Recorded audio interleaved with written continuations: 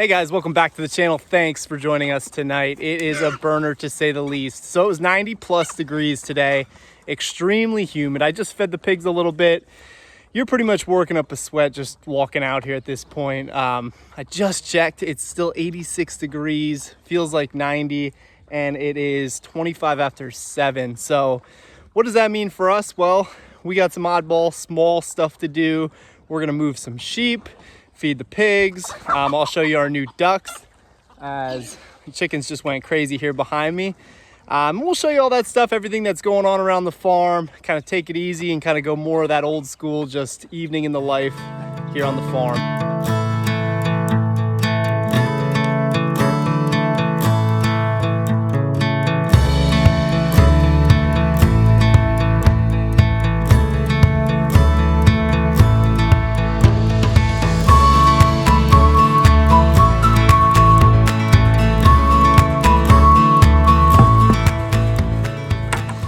All right, so we just fed the pigs.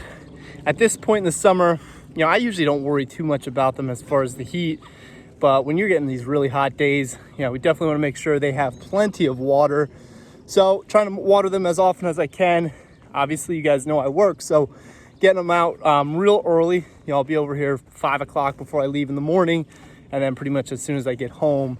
In addition to that, I actually allowed our water barrel that we are pumping to, I'm allowing the overflow to come into here and kind of create a mud pit for them. And this is not ideal for your pasture, but it is going to give them a little area to wallow in, cool off. Ziggy down here, he's certainly crusted in mud, and we can show you him here in a sec. But got to make sure your animals stay cool. You can see there's a lot of shade up here, so you know they know what to do. Pigs, you know, are very intelligent. But Zig here, he is what I would say crusted over in mud, and that does help keep them cool. But while we're down here, I do want to check, I actually want to check this fence here. So I'll put you guys kind of down here next to the fence to see if you can actually see it. And I always have this thing in my back pocket. It's actually been a few days since I checked our voltage on our electric fence here, but this is pretty much what's kept our pigs in as long as they've been in here.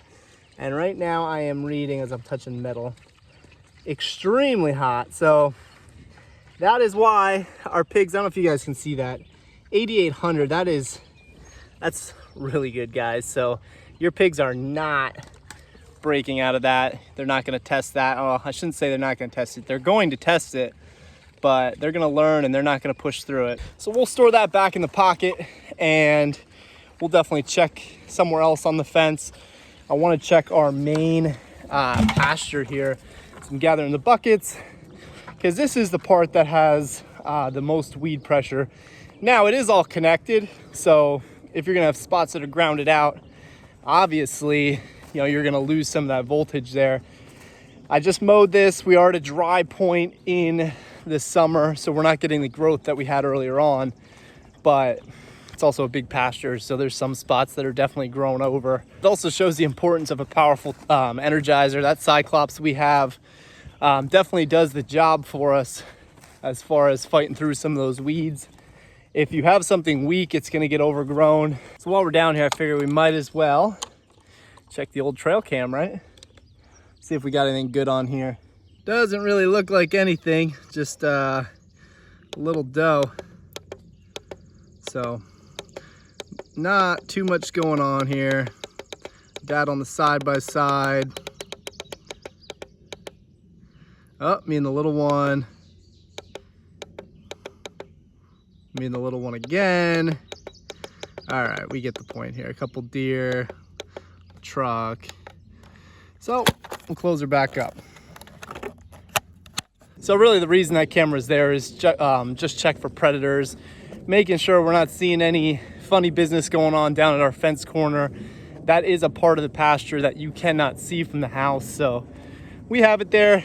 You know, as much as sometimes you want to see something, it's good that we're only seeing some deer. Let's hop the fence now and we will move some sheep. Now, some of you guys that follow along You heard me say that I wanted to move the sheep, get them integrated together, the new sheep with the existing. And really the point of that is to get them moving together, just get them used to each other as I'm fighting through some high stuff here. And my plans were about 2 to 3 days.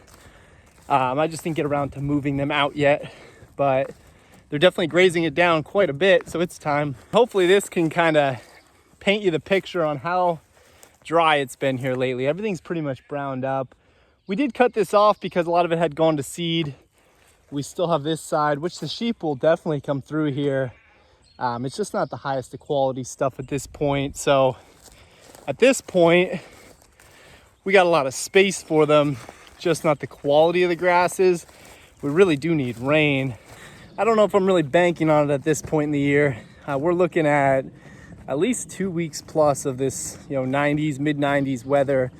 Looks pretty bone dry. Although the hurricane that's hitting the south, we are supposed to get some of that rain later in the week. So that would be a blessing if we got a little bit of that, hopefully a lot of bit of that. Help green this up, everything. I mean, the ground is rock solid here. It's dusty and it's hard and it's not the greatest for your grazing animals. So fortunately, and it's funny enough, I just talked about this a couple weeks ago, how we have too much pasture. Well, now you got to kind of think the other way. We only have 10 animals. We got quite a bit of space. So we're going to be okay here. Worst case scenario, we throw some hay into them. I don't want to do that. And we do still have the winter pasture here that has healed up nicely. That actually is still pretty green. But let's see if we can open this gate and get the sheep out of here.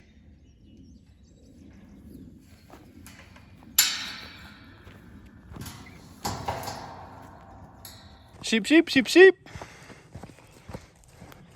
I don't know if that actually works, but I saw Justin Rhodes do it one time. Kind of stuck with me. Kind of fun to do too, so maybe it does. One thing I will say, sheep, they train to buckets very easily.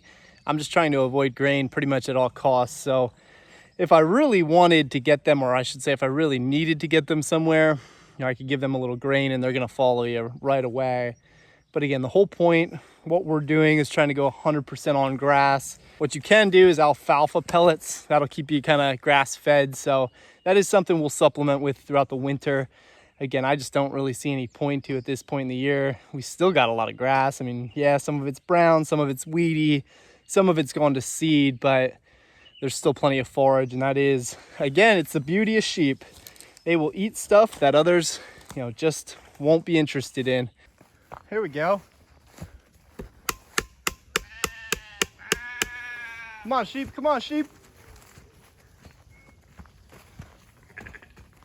Here we go, ladies and gentlemen.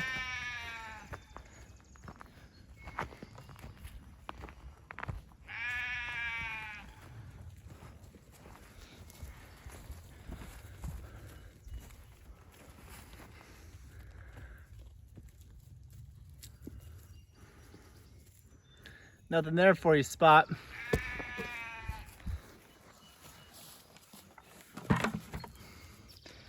Well, I guess they found the bucket and there was nothing in there. I'm sure he's disappointed.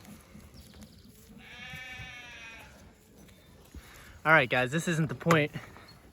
The point's to run out in the grass, be free, be free. What do you think, Daisy? Well, they're all gonna check the bucket. Got this old watering dish here. Come on, sheep.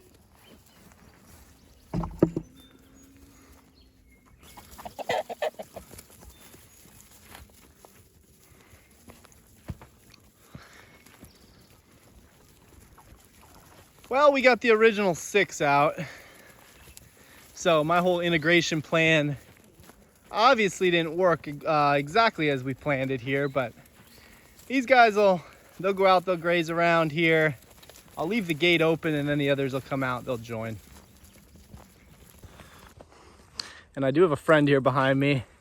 He seems to follow me pretty much everywhere. This is definitely one of the friendliest roosters we've had here. So anyone in the past, I've always had to kind of keep an eye over my shoulder. You know, you get spurred by those things. It doesn't feel exactly the greatest, but he's been very friendly.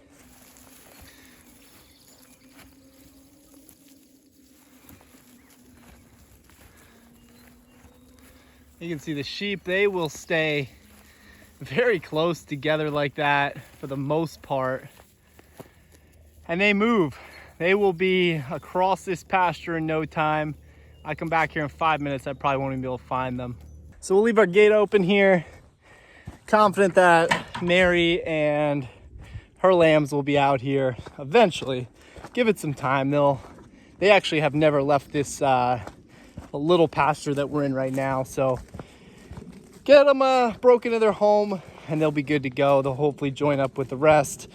Once I get them onto the new pasture, well, they're not going to really have a choice anyway, because they are going to be in a little smaller sectioned off paddocks. We are going to rotate them a little more. And Mary's trying to talk to me now, so maybe she's on her way. Hank, what do you think? Huh? So this leads us down to our next thing. We got a ram pump down here that shut off on me. Hopefully it's as simple as just clicking it and getting it going again. Basically what I'm doing is letting the drive pipe, we're just bleeding it out of the air, or bleeding the air out of it, sorry. That way it primes and it'll be ready to go.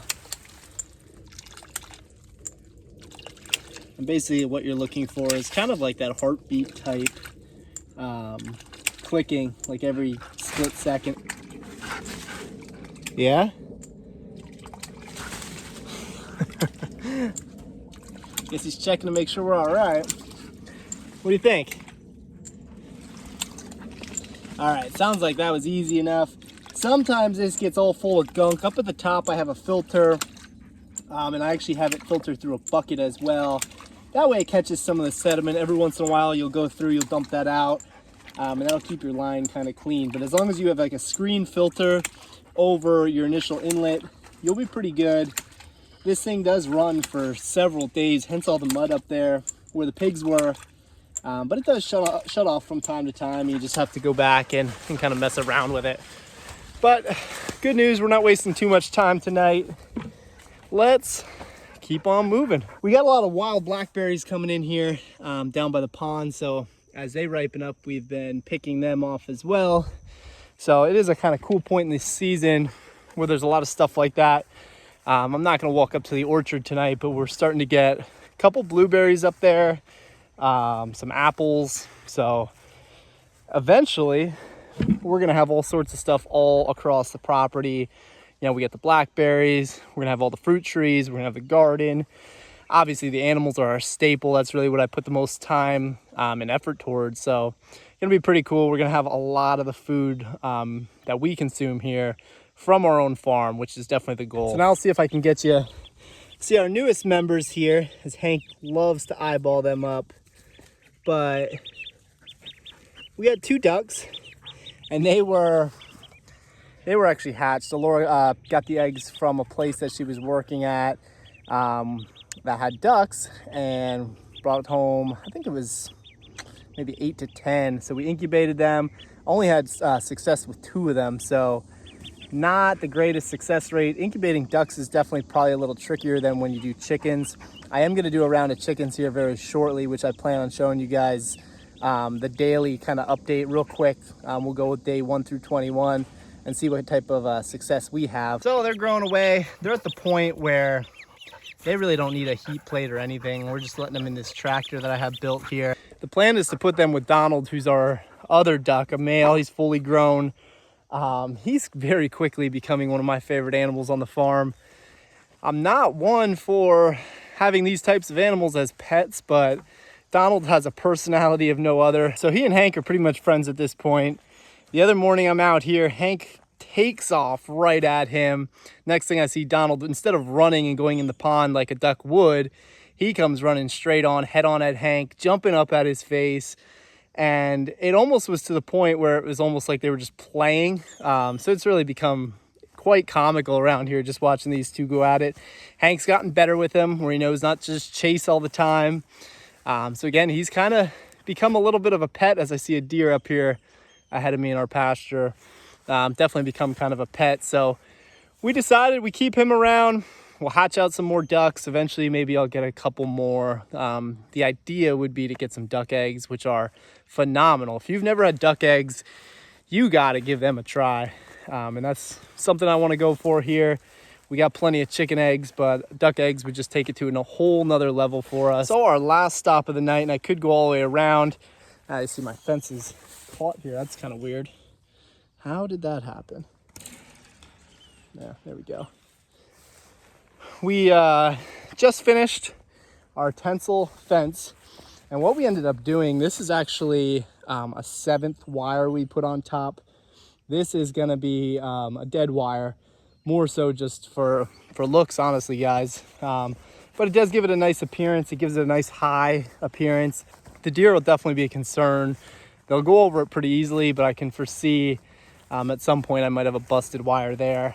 But figure, why not throw it on there? We had the wire because I had to get a whole nother roll to finish the 6th wire. But we're about ready to go here. You can see right now, and I wouldn't have said this a couple weeks ago, but we cut the hay off of this field maybe 3 weeks ago. And now we got some decent growth back. A lot of it's clover. You got some orchard grass in here. So we will shoot to get the animals in here soon. I don't think it's quite ready. I just got to get the electric on it. But it's been a long time coming. Obviously, we audibled. I wasn't planning on cutting hay off of this originally. I was planning on getting the animals over here earlier in the spring. But that's what happens. You got to adjust sometimes. And that's what we did. We got the hay. So now it's a matter of just waiting for the regrowth. And again, this is probably the nicest pasture we have right now. It's at least somewhat green, where you saw on the other side, that stuff was all pretty much brown. So at this point, you guys are probably thinking, what is he talking about? I'm all over the place. That really was the point for tonight. Just kind of walk around, show you guys what we have going on. It's pretty hot to even really want to do anything. So figure it would be a good time, get out, kind of show you guys, well, real life on a farm, real life on a homestead. We do have plans on getting some chicks here in the very near future. I actually wanted to this past weekend and just didn't get the brooder set up. But I'm probably going to get a good 10 or so, 10, 12 chicks, just so we can cycle through our egg layers for next year. You know, I mentioned that before. We do tend to lose a chicken here and there. You know, it does happen as far as letting them completely free range. So you always want to plan in advance. If I get them now, by next spring, they'll be ready to go for full production. So we'll probably get a bunch there. I mentioned I want to incubate some as well, really just to try that. But hey, then we'll have extra chickens as well. So anyway, guys, I hope you enjoyed just kind of strolling around the farm with me tonight. If you like what we're doing, as always, you can support our channel by hitting that thumbs up and liking this video. Please consider hitting that subscribe button. Drop us some questions and comments. We do all sorts of stuff here, so happy to help you out along the way. Happy to help you start your journey. Shoot us a message and we'll get back to you. And thanks for watching, guys. Enjoy the rest of your night.